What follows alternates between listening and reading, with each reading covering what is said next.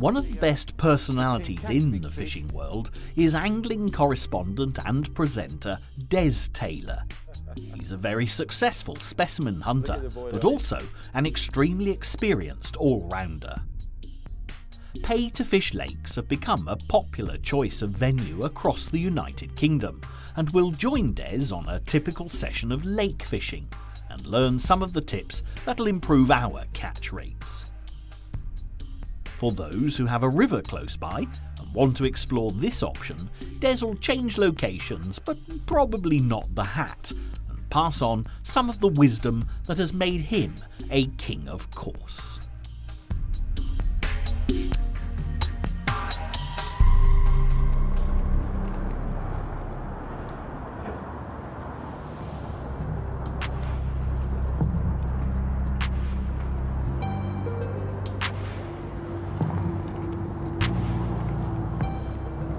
There you go, one of my favourite species, the roach. Over the last few years, the carp has overtook it for being the most popular fish in Great Britain. But for me, even now, this fish, the roach, is one of my favourites. Hopefully over the next couple of days, I'm going to be showing you methods that will catch fish like this and maybe up to 2 pounds. What a beautiful, beautiful fish. Cast out again, and then we'll look into one of the many methods that I'm going to be showing you over the next couple of days. This is a beautiful lake, right by the side of the motorway. It's called Broadlands Lake. It's absolutely stuffed with roach up to 2 pounds, bream up to 8 pounds, carp up to over 30 pounds. We won't be fishing for the carp over the next couple of days, but what we're going to do is try and put a mixed bag of roach and bream, the sort of bag that, if you fish the right methods, can be quite common to catch on still waters. Oh, I'm having a bite of chuck. Fishing up in the water, putting a lot of bait in. Every time I cast out, a pouch full of bait. And those fish are just about 5 foot down, coming up after the single maggot. Absolutely fantastic fishing, and one that I really enjoy doing, because nowadays it's so easy to get into the trend of sitting on a bed chair all the time and waiting for those big carp, big tench, etc. But believe me, a day's fishing on the float like this, you feel like you've fished, you've worked at your fishing. It's real good fun. And some big fish can be had using this method. I've caught 5 pound orf, 2 pound roach, 5 pound chub, all sorts of fish out of still waters like this, doing this exact method.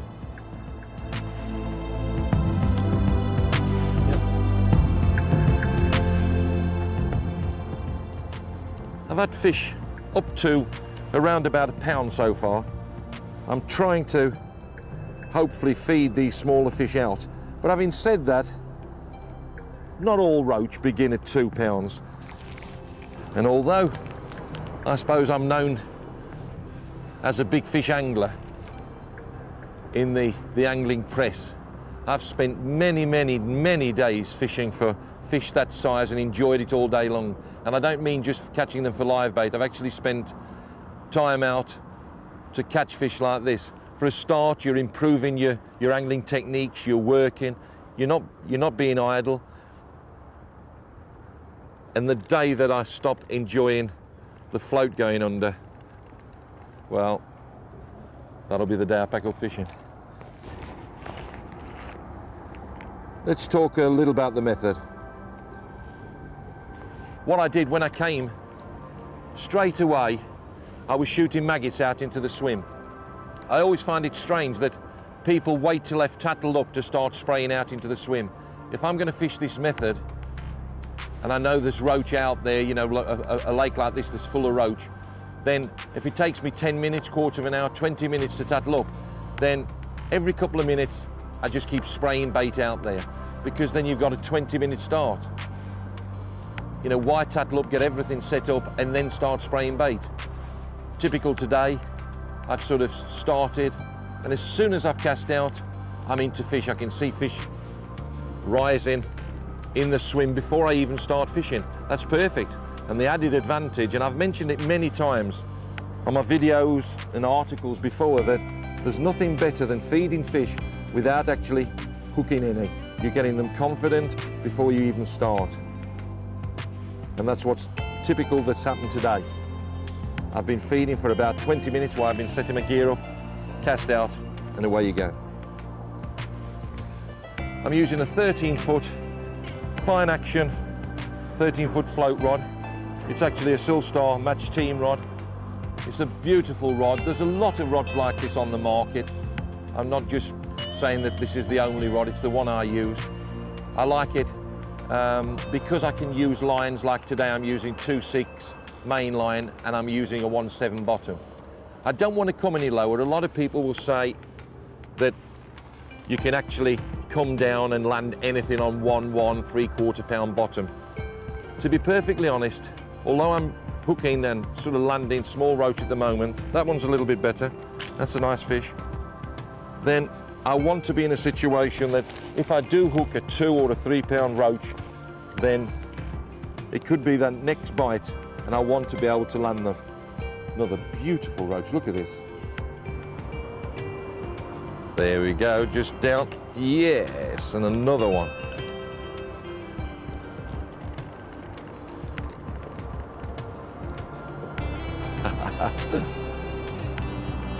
Another roach. Everyone a roach. Let's just look at the setup. I've got a straight waggler. There's the waggler. Locked with 2 large shots, obviously depending on the weight.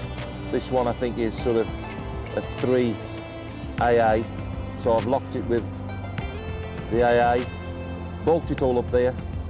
I've come down, I've put a dropper shot there. I wanted to go through the water fairly fast to get through the very, very tiny fish, and even now I'm still catching quite a few small fish. I've then got farther down, I've got a number 8 down there just to give me some indication on the float, and then I've got a size 18 hook to 1.7 bottom. That's 2.6 main line with a 1.7 bottom, and that's basically it.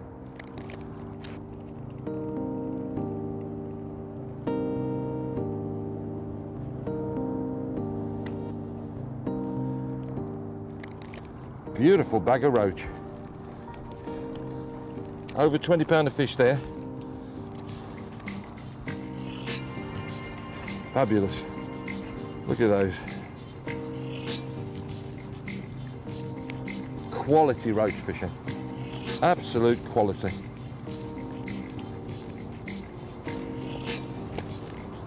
Absolute quality.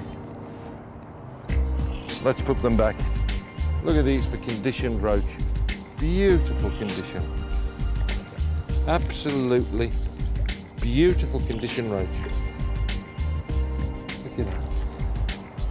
Oh, absolutely beautiful. Oh. Bags of life. Look at that. Beautiful fish. Absolutely cracking. Let's put them all back. Notice I'm not rolling them down the net. I'm just lifting the net up and letting these fish out. Away you go, folks. Oh, beautiful. Having had probably 20, 25 pound of roach, what I'm going to do now is set my net out for the night session. This is probably typical me when I come to a venue like this, trying to suss the venue out, just like you will when you go to a new venue. I've caught some roach on the float. Now I'm going to ground bait and see if I can catch some bream and roach, and perhaps some bigger fish. But I'm going to fish in the evening and I'm going to fish tomorrow morning. The net's all ready for in the night. Let's go and put the ground bait in. Make sure the net's spread out like that, not heaped up in the side where you're going to kill fish. Hopefully, if you have a few decent bream, we want them to have plenty of room. So there's the net spread out nicely. Let's have a look at my magic mix. I use Van den Iron ground bait, and I use a mixture of Expo, which is an exploding ground bait, which just keeps popping up and blowing up and sending things to the surface. Any fish in mid-water, etc. will sense the ground bait and get down onto the ground bait. Standard brown crumb, which is all we used to have years ago, how it's all changed. And then Super Champion, which is another special ground bait made by Van den Iron. I haven't got a clue what's in, all I know is they produce fish. I mix those together, and in that I'll put some liquid sweet corn, a tin of Jolly Green Giant, and a couple of squirts of sweet liquid molasses. I'll put all that together, throw some maggots in as well and some casters, and mix it up till I get a nice texture that I can send out with my throwing spoon. Now this is my throwing spoon. This is what I use. It's the bottom of an uptied boat rod. You can use any pole of any description really. I've just taped a spoon on. I like the spoon with the holes in, not because it's aerodynamic or anything daft like that, but what happens is when you put your ground bait, you can actually push it in and it actually holds it onto the spoon. Okay? Let's send that out into the swim and see if we can. A lot of people would think that that's a lot of ground bait. Believe me, if you have a shoal of bream, 5, 6, 7, 8, 9, 10 pound bream, they will mop that up in minutes. I would use, if I knew the water a lot better, it wouldn't, it may shock you, I would actually use a bin full and it wouldn't worry me at all. Believe me, I've fished in Ireland, Norfolk, gravel pits, where I've put that much in and I've only held a shoal of big bream for the matter of a couple of hours before they've ate the lot. It's no good putting 2 or 3 balls in if you want a great big bag of fish. Feed them. Let's do that now. What I'm doing now is just moulding the ground bait into balls, like so. I probably do sort of half a dozen, 10 balls at a time, ready to put on the spoon. Now, some of these may break into half, it doesn't really matter. It's just going into the general area. There you go. Beautiful. Probably about 40 yards. I'm not trying to get it into a tight area. I'm going to try and get it into an area probably 10 yards by 20 yards, something like that. There you go. I don't need it in a tight area. One of the worst things you can do is have a shoal of bream feeding on a ground bait area like this. What's the point of that? Get them feeding, get them moving from one area to another area for the bait. Better bites, less line bites. There you go. Beautiful. Just as much fun as fishing this. All that lovely flavoured ground bait. There you go. Beautiful. Just imagining those bream and those roach sneaking in just on dark.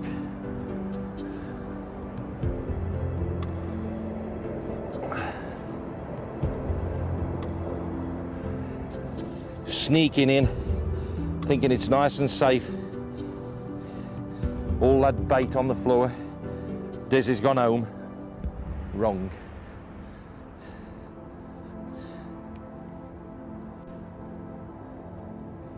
There you are.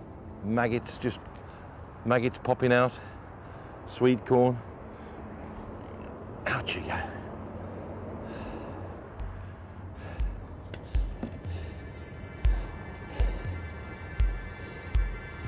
Right, a couple more balls. We're down to the last dregs, and I'll keep a bit for tomorrow morning. There you go.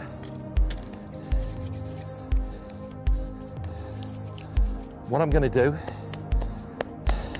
I'll just flirt a few boilies in there as well. I'm going to get a few boilies to put in there as well. There's my boilie pouch.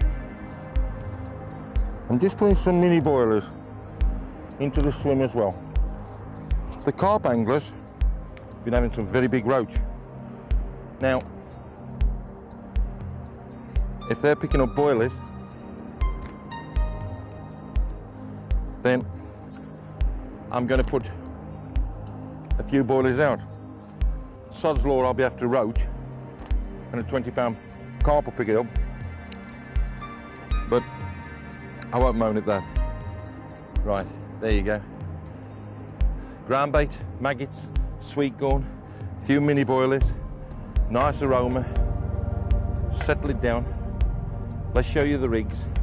We'll wait about an hour, just as it's getting dark, then we'll put the bait out. The first rig I'm going to put out is a bit of a mixed bag really.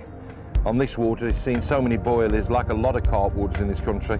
You can pick almost anything on it. So what I'm going to do, I'm going to fish 3 rods, but one rod I'm going to fish a standard hair rig with a Kevin Maddox wild strawberry boilie, braid link, up to a bomb, piece of silicone, just pushed onto the swivel, which makes it a semi-fixed rig, and hopefully whatever picks it up will look itself. Let's sling it over the top of the ground bait. A very standard rig.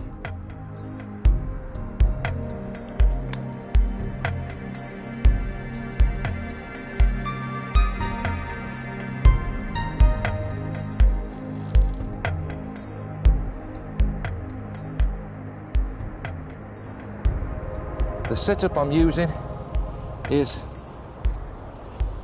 just little bobbins.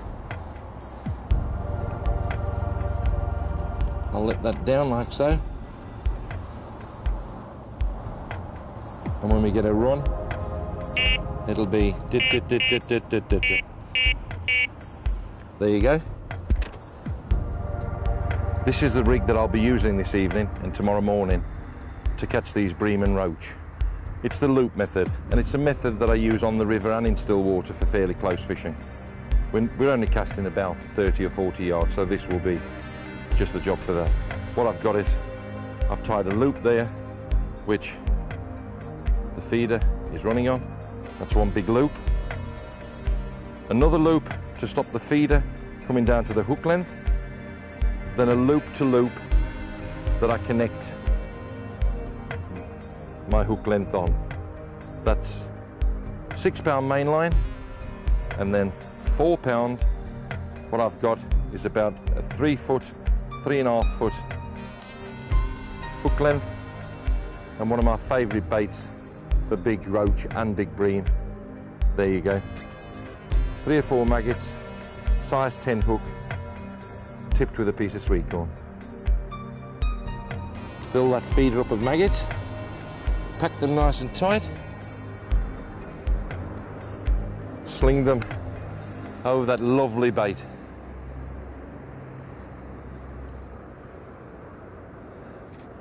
Beautiful, straight on. Well, here we are, settled for the evening.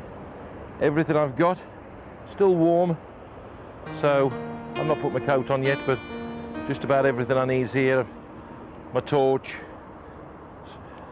spare hook lengths, spare hooks, feeders, torch for around my neck for tying the hooks at night, rods easy reachable. Over here, my other baits, change baits. I've got some worms here, lob worms.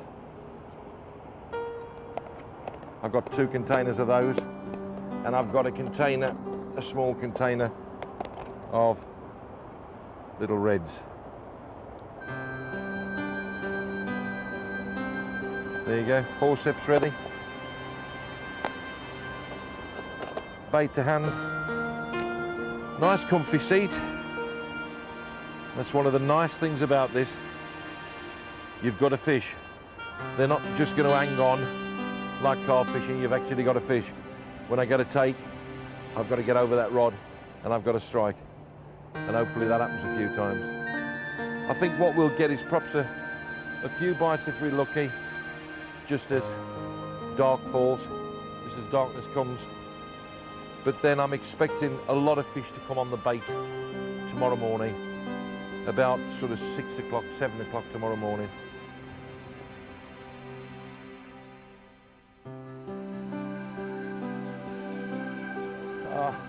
Oh, look at this. Now then, Taylor, let's see what you can do now. Oh my God, look at this. I was bringing in a 3 ounce, something like that, a 3 ounce roach. You'll see my waggly come up in a minute. Look, there it is. And what's grabbed hold of it? I have landed them to 15 pound like this in the past.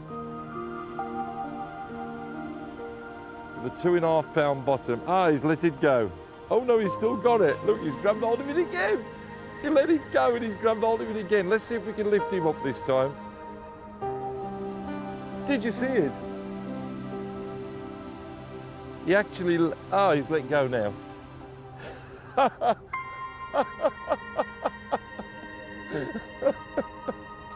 Jesus wept.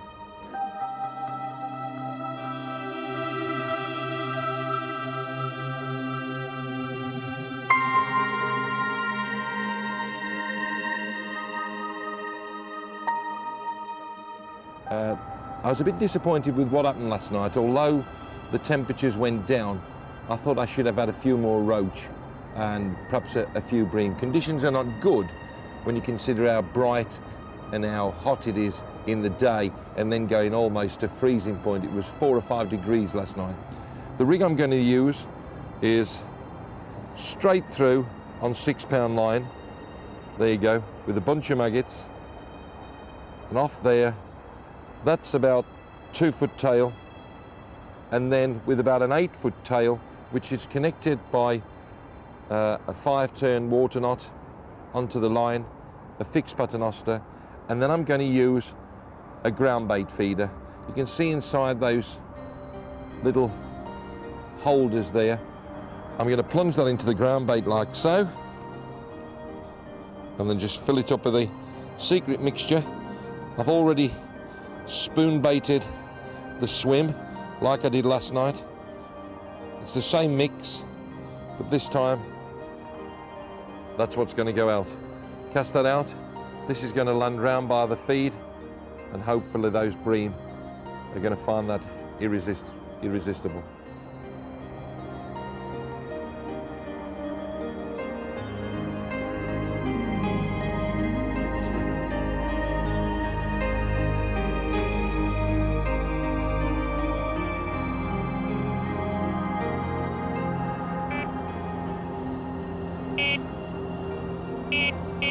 As soon as I cast it out, look what's happened. 5 maggots, size 10.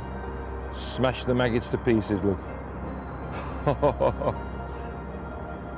Who said you need to use fine gear to catch roach? Hopefully we're going to catch some a lot bigger than that. There's a lot of activity out there at the moment with these roach. A lot of activity. Oh, look at this.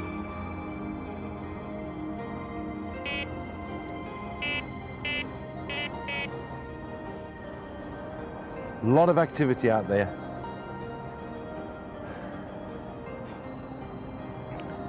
This method will pick up, I would say, every fish besides the predators in here. I know I was talking to a chap, and he was saying that the other day he'd had a few bream, and he'd also had 6 carp on this method. This one's twitching like hell.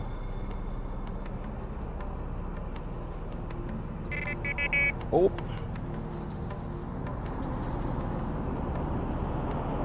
This method of actually baiting up right at night, if you're allowed to do it on your water, night fish, then just before dark, so the birds they can't get down on it and take all your ground bait. It's an absolute great way to make a nice catch of fish. Friday night, Saturday night, Sunday night, whatever. Get there, about 6 or 7 o'clock, just before dark at this time of the year. Put in some ground bait. No need to have all the expensive stuff that I've got today. Just brown crumb mixed with white crumb, perhaps a 50-50 mix. Put a fair amount out. I'd be talking about at least 5 or 6 pounds. Few casters, few maggots, bit of sweet corn, bit of meat, whatever. Put it into the swim and then fish this method. You'll be surprised what it produces. Specimen tench, rudd, bream, roach, carp, everything. This method, it can catch almost anything. I'm sure that had the temperature been dropping at night, then it would produce a lot more than we're having now. I suspect the roach are feeding because they will actually feed at lower temperatures. Although I don't expect the lake to sort of change that much in temperature overnight.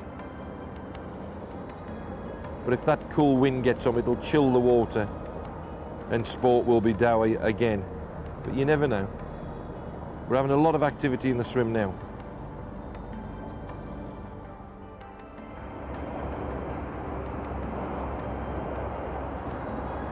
I think I'll prepare for night. Get my coat on. Temperature's dropping. Get my torch. Nice little torch for timing things up. There you go. Yep, here we go. That's a slack liner, look at that. Took the lift of the feeder. Yep. That dropped straight back.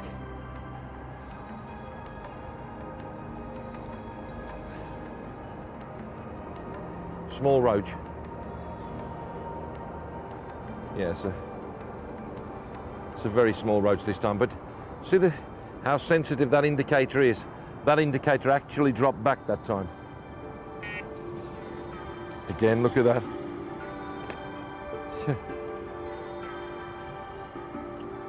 Remember, that's a size 10 hook with 5-6 maggots on, and that little devil has picked it up. Well, there you go, folks. A net of quality roach.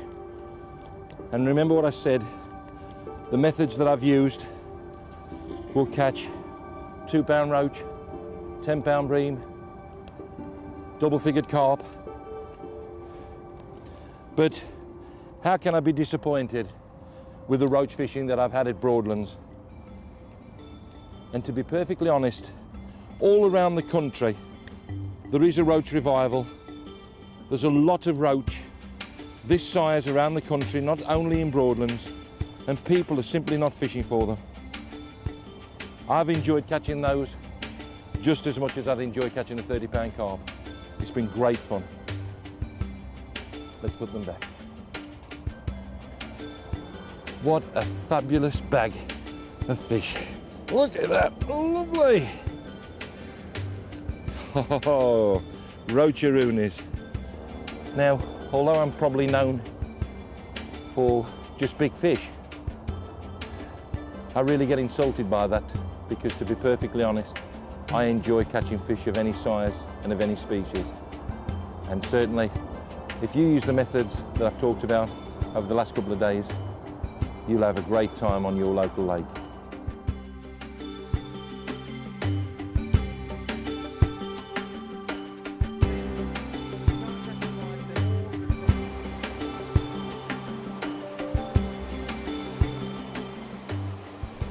Okay, let's have a change of scenery and teleport Des from the still water to a flowing river.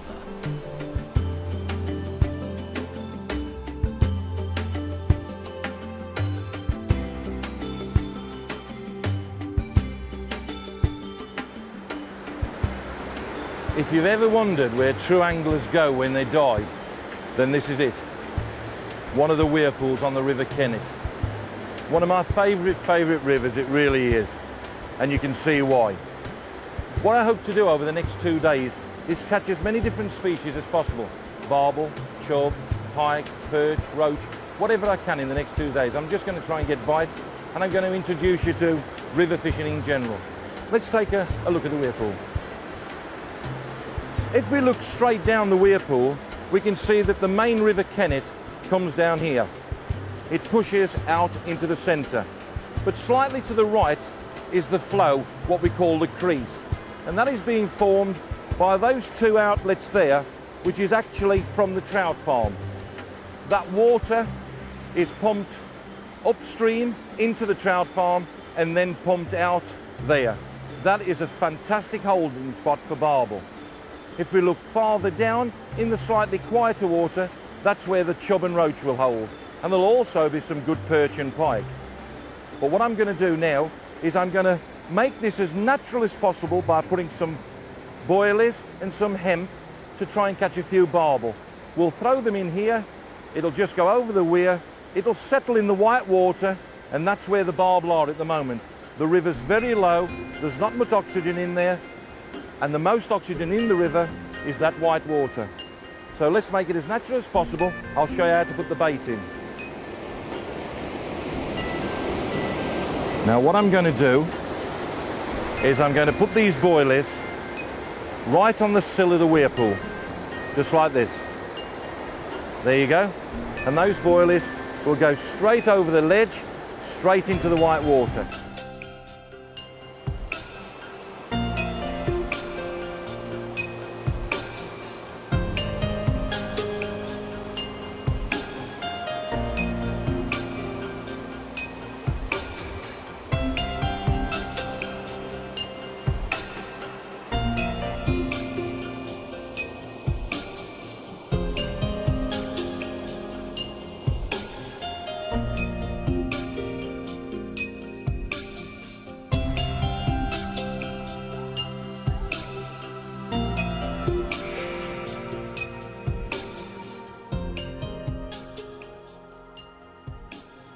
There's certain flavour boilies that barbel and chub like, and Esterberries and Tutti Fruitas are one of those boilies they like. This is a nice fish to start the day, certainly. Feels like a chub rather than a barbel, actually. If it is a chub, it's a good chub. Yes, it's a chub. I'm actually using a new rod today. It's a present from my old mate Lawrence Breakspear. He's bought a range of rods out and he's actually given me this one, and what a way to break it in. Yeah, it's a very, very nice chub. The Kennet's full of nice chub. Look at the boilie on his mouth, where he's took it in. There you go, look. Lovely fish. Oh, fantastic. Fabulous fish. Fabulous fish. Look at that, huh? That looks as though it might have been caught by a pike. There's a lot of pike in this river, and later on, hopefully, you should catch one. Yeah, it definitely looks like. If you see the teeth marks, now you can imagine the pike that's done that. Teeth mark here, and that's not necessarily a monstrous pike. Fish of 8 or 9 pound could grab a chub like that. There you go. Come and have a closer look at the rig. All it is a big Ardsley bomb, 1.5 ounces, that I've flattened with a hammer. That actually holds the bottom better so it doesn't move around. I want to do the moving round. When I lift the rod, it'll move rather than just keep tripping. I got a rubber bead, a swivel. This is 8 pound line. This is 6 pound line coming down to my hair rig. And the hair rig's pretty straightforward. There it is. Size 8 hook with a boilie on the end. Look at that. When he picks it up, what's he get? He gets the hook and he's hooked, look. Can't pick that boilie up without being hooked. Let's sling it out again and see if we can catch another one. Come on, not quite. Come on, my old son. Look at that. The boilie's on his nose, look. Look at the boilie on his nose. Ah, there you go. A beautiful Kennet barbel. An absolute, look at the fin. Perfect fin. A perfect fish. And the boilie on his nose as well. Look at the boilie on his nose. That's how he picks it up. And that's how he gets caught.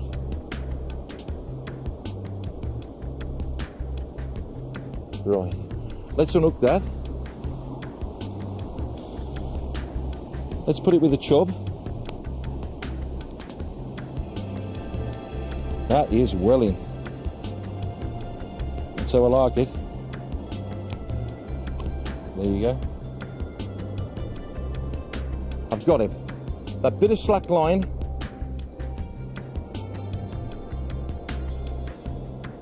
That bit of slack line. And I tighten back up. And away we go. This fish is finding every bit of weed. I thought it may be a chub. You can guarantee that if they find snags or find weed, it's a decent chub. Look at that, a lovely, lovely chub. A cracker, look at that. Look at it, gone in the weed again. Not this time, pal. You're mine. Look at that, a beautiful chub. Ah, that is what river fishing's all about. For me, I love my carp fishing, I love my pike fishing, but to me, that is the most fantastic sight of all. A nice big river chub. Look at that for a fish, folks. Ah, lovely. Let's see where it is. Look at that. Took it straight in. Straight in, you see it? There you go. Took the boilie, sweet as a nut. What a beautiful fish. That's over 4 pounds. That's a bonny, bonny fish.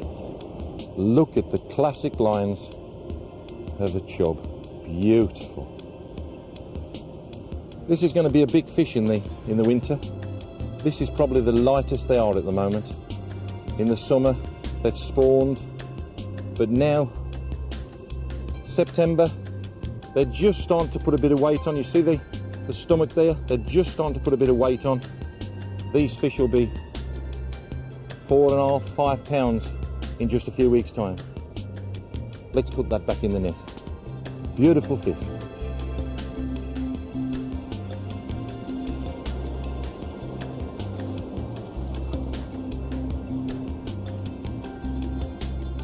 That's just a couple of hours fishing under that weir pool, but I'm not going to just keep catching those fish. I've come down here and I want to show you how to catch a number of fish. That's how to catch them on the boilie. Now let's probably see if we can catch a pike. But let's first of all look at this little catch. That's literally just a few hours fishing. The preparation of the swim was right. Let's just put these on grass. The preparation of the swim was right. And there we go, look at these. And in here is hemp, boilers and all sorts of things that these fish have been eating. There we go, let's get the 3 chub. Have a look at those 3 chub on the net. There's that one that was caught that the pike had. Look at that. 3 lovely chub and a barbel as well. All on the boiler. No maggots, no casters. A different method hopefully for you. There you go. Absolutely beautiful fish. Let's get those back. I don't want them out the water too long.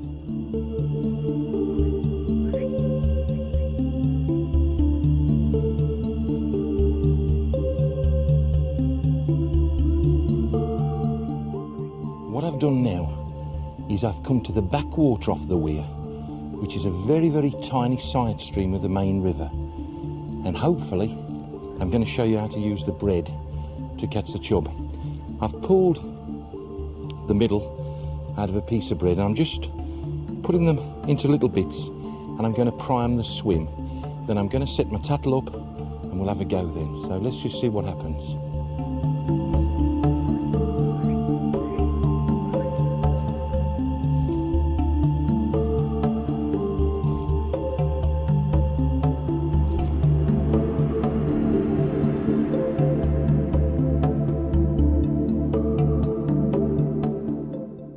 Keep quiet, Keep well concealed and we'll catch a chub. Let's show you the tattle.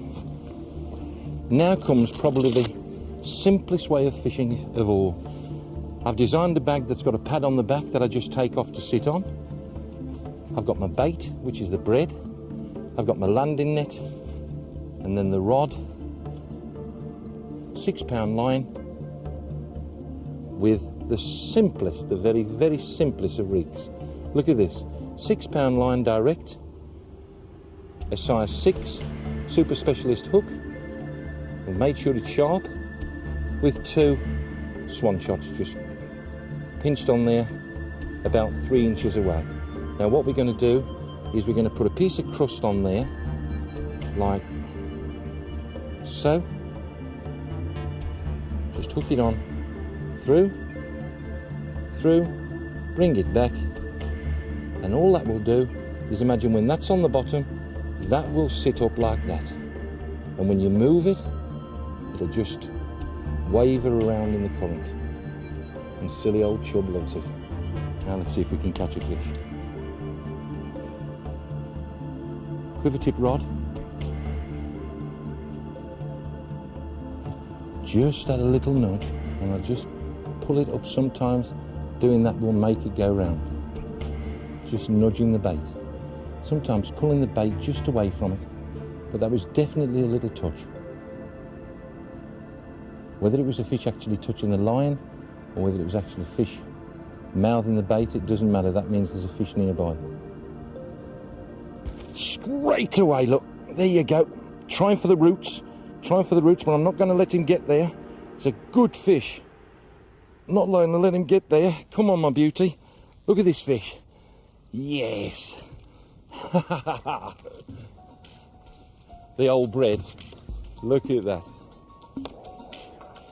First, second chuck in. Look what we've got. Old chubbaroony. Come on, my old friend. There you go. Whee. Not a big fish, but as you can see, an absolutely fantastic method how to catch chub. There it is, look. Hook straight in the corner of the mouth. Swan shot there to be seen. What a lovely fish. One of my favourite fish. Look at that. The method shows again. Does the business. Oh, this is an incredible situation to get a fish. Can you see it over by the trees? Not a big fish. Oh, this should be interesting how I get this fish. To say the least, I'm going in, I'm afraid.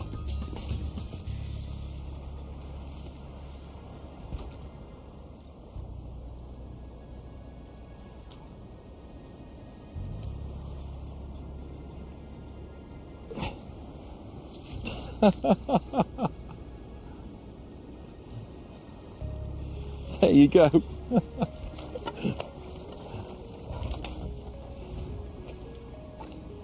That just shows that even in the most dodgy of swims that this method works. You can make that bread work under the trees. There's some good chub under there. This is not one of the big ones, admittedly, but it could quite have easily have been. Well worth the effort. A lovely chub. Again on the bread. What a method. I just lost a shot. I was actually fishing with one shot. I've just put another shot back on. And what I'm going to do, instead of casting under the tree, I'm going to put it at the back of the tree. The fish keep dropping back and then they come back up. So what I'm going to try and do is I'm going to try and lay an ambush. When they come back, let's see if they actually are willing to take a bait the back of the tree like that. They're swimming downstream, then they're coming upstream, back to where they want to be.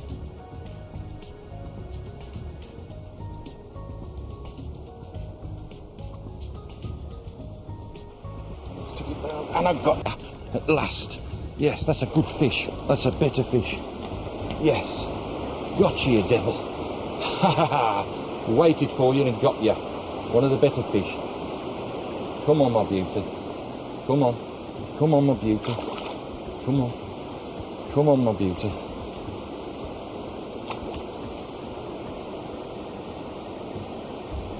I left at the back of the tree. They kept dropping back and then coming up.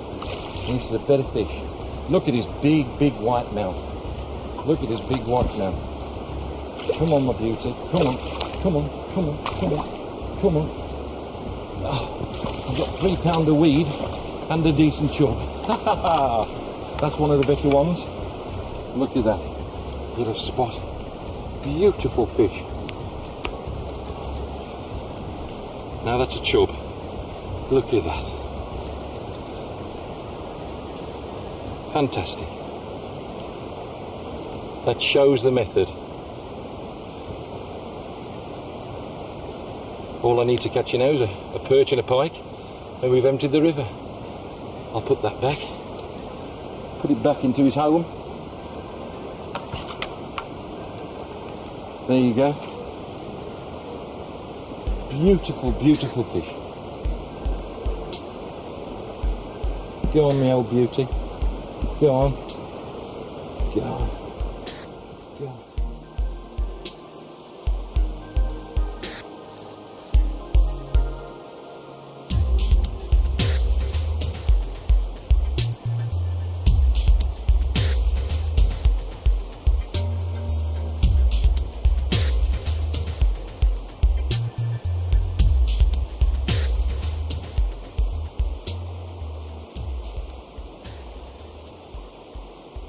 Now the reason I've selected this spot is because I'm off the main weir, and although this is a mini weir, I've got a lot less flow.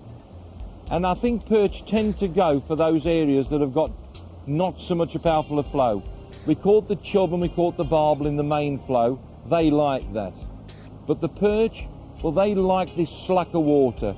And even with this small flow of water here, what I'm fishing is I'm putting the float just in this slacker water. There's a few snags, you can see a few hanging reeds and grasses, and there's a few snags in here anyway, because what will happen when the river's in flood, it will dump all kinds of debris over where my float is. So that's where perch like to hang out. They like to hide there, and as the minnows and small fry fish are there, they can ambush them perfectly. And if you can get a nice juicy lobworm in there and just keep twitching it along, then old Percheroni can't resist that. This is the perfect perch spot.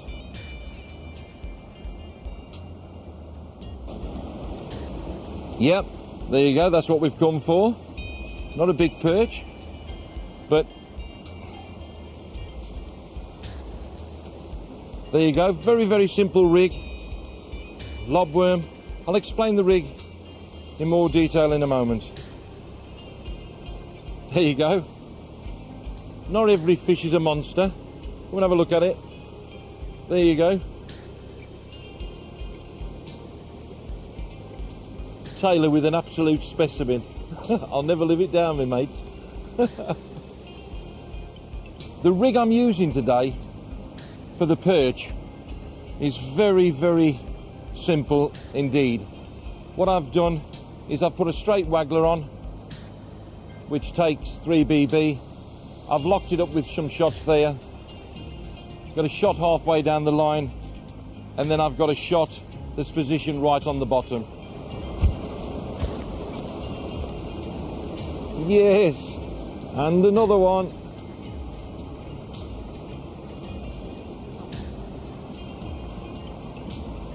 Oh dear.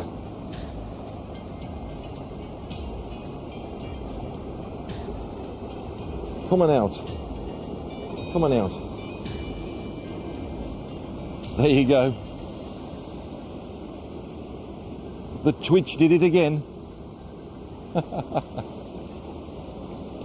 I seem to have a shoal of smaller perch here at the moment. There you go, perfectly hooked, look.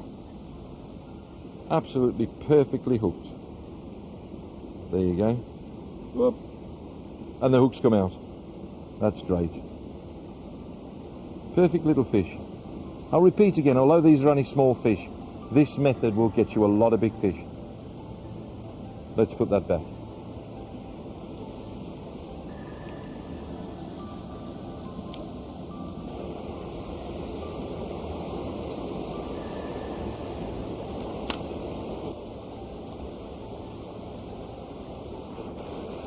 Yep. Here it is, look at this. Whoa, full of fight. Look at the spinner. He's going to do a jumpy in a minute. Whoa. Oh.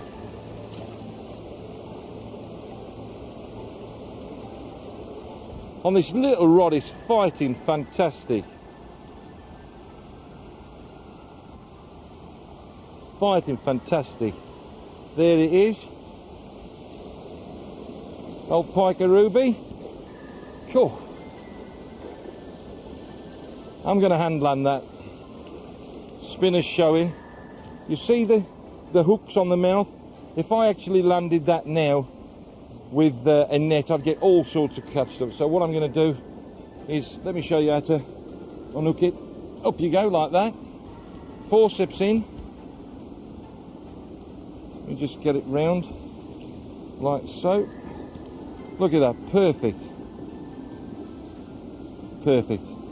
There you go.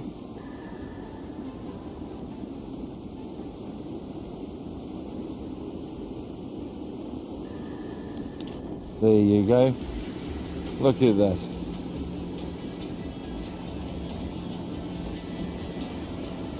I'll just put that in the keep net for a few minutes. Look at that. Perfect little pike. Again, you see the way I'm sort of hopping from swim to swim, fish to fish.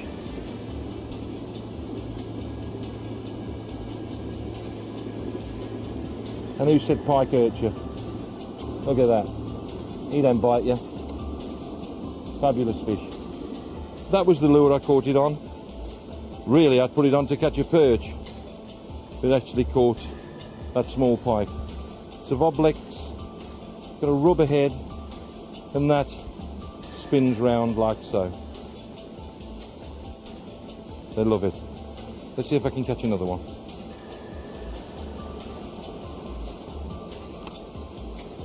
That's another small pike. See, you fish for different things. You can't catch a pike, then all of a sudden you're into a couple. Only small fish, but it doesn't matter. As I say, just opportunist fishing every time.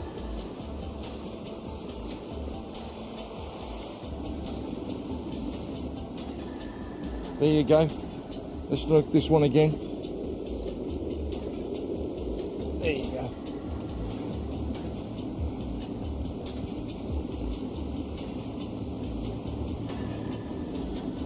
Same spinner. Changed the spinner and got two fish straight away. There you go. Slightly bigger. Look at that. Beautiful, huh?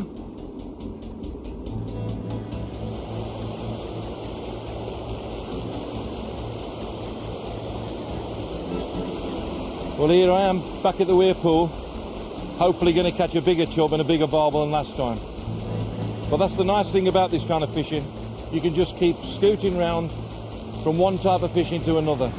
Although over the last couple of days we've only caught small fish, certainly the next fish could be a monster. It could be a 6-pound chub, it could be a 10-pound barbel, a 3-pound perch, whatever.